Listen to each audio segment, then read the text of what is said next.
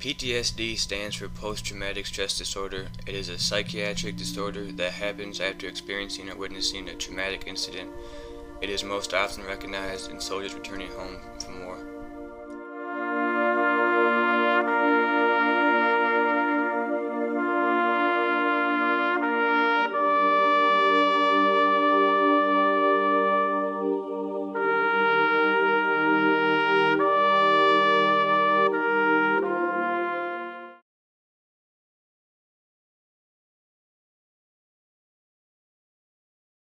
In Almaty, Iraq, and in those 2 months I was blown up 7 times.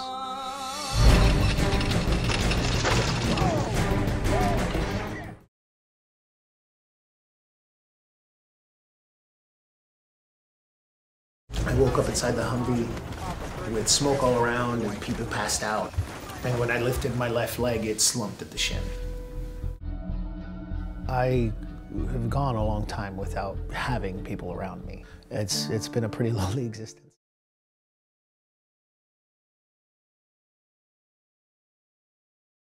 Us that go to combat come back with a very dark, off-putting sense of humor.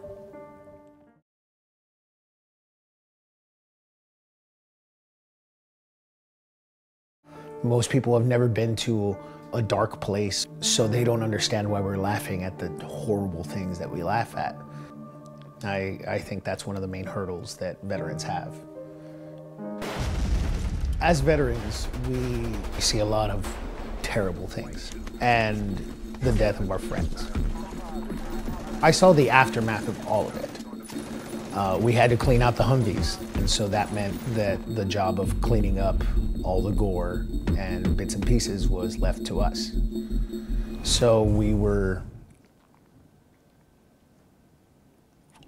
in those Humvees with the doors open, trying to air it out.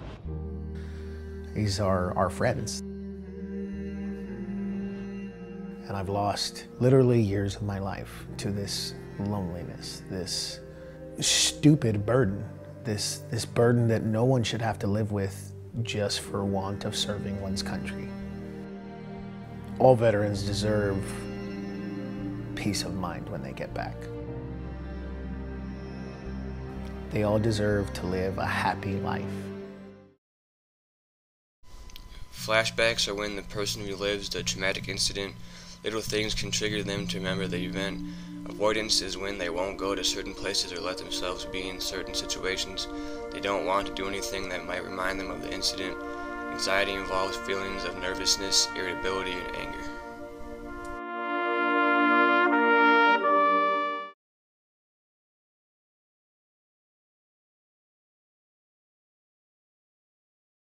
The hallmark symptoms are the agitation and being keyed up and on edge. You know, what we call hyperarousal, where you're, as soldiers say, I'm just jacked up. I'm ready for a fight. I'm ready to save somebody's life. I'm ready to combat the enemy.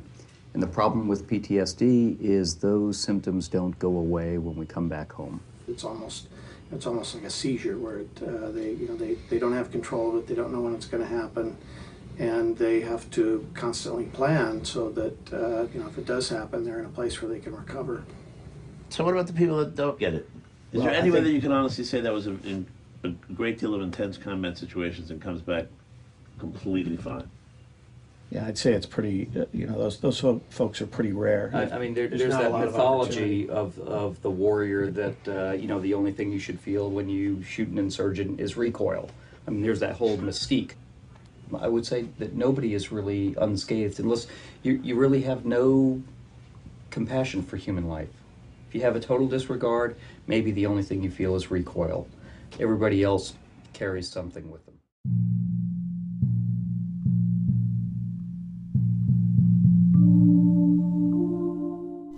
Over 20% of all suicides in America are from soldiers with PTSD. As many as 400,000 service members live and struggle with the invisible wounds of war.